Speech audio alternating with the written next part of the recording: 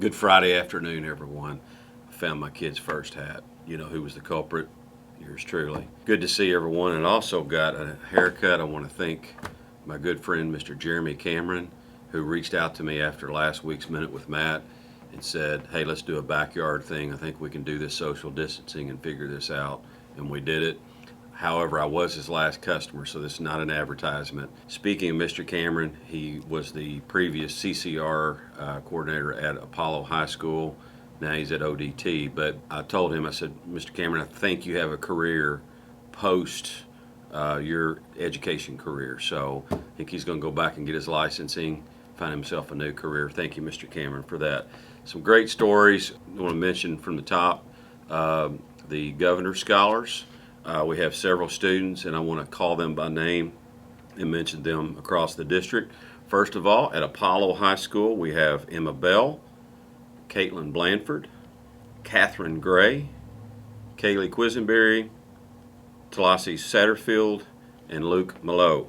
And then at Davis County High School, we have Emma Smith, Emmalou Tidwell, Philip Caldbeck, Camden Clark, Benjamin Robinson, and Bo Stratton. Congratulations to all those students for being selected in an incredible program with the Governor Scholars. Keep right on going with that. We have the Governor School for Entrepreneurs announced 72 teams across Kentucky. Davis County High School has one of those 72 students selected, Miss Isabella Sailors. Congratulations, Isabella, on that great recognition and award. We also want to mention the future problem solvers at College View, who are competing in state today, and they'll also be competing in state next week virtually. Congratulations and thank you to Dr. Jacob Bryant, who's the lead sponsor at College View with the Future Problem Solvers. Great job there.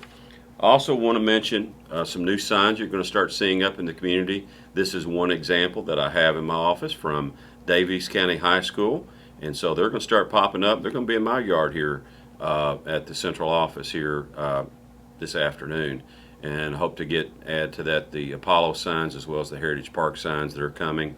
We'll get those going as well. Talking about graduation for a minute. So we've had a couple meetings with the high school principals, expecting next week to get some guidance from the governor's office through Commissioner Brown on terms of what we can do with high school graduations.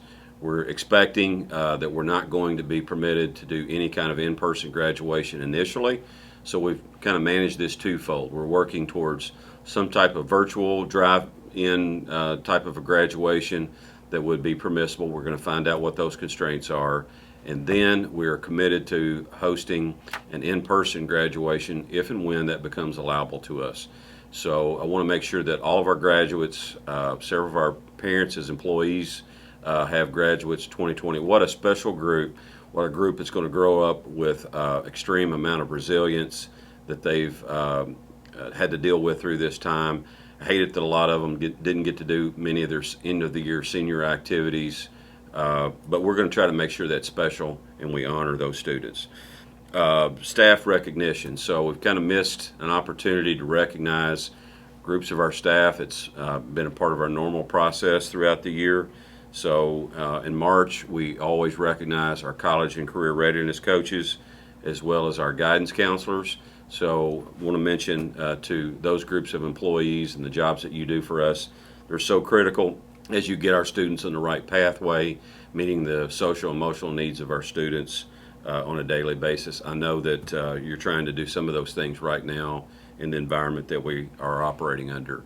And then in the month of April, our media specialist throughout the district recognize the contributions they make. Our volunteers, those folks who come in and without pay, willing to give of their time to be involved in our schools, how precious they are. And I also want to mention this past Wednesday was Office Professional and Secretary's Day.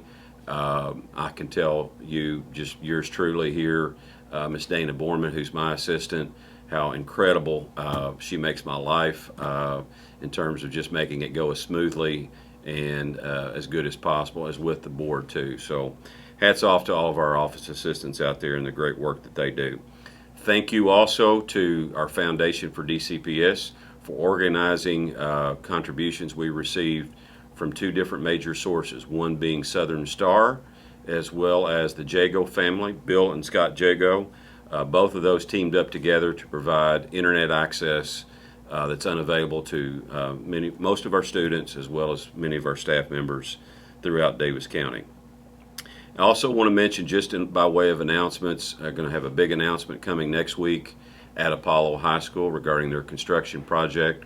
We're still putting together some of the finishing pieces to that, but our board will meet next Tuesday at lunch to hear the bid results, as well as consider moving forward on that project. I think we've got some great news for you there.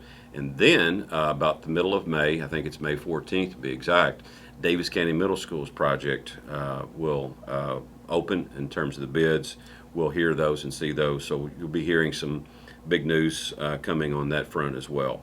I want to close with a couple of things. One, Sargo Elementary School had sent me a video that they're using, a video that they've done based on trying to get their school community involved. And so it's really a neat video. It's a great closeout piece. Also want to mention thank you to Owensboro Health.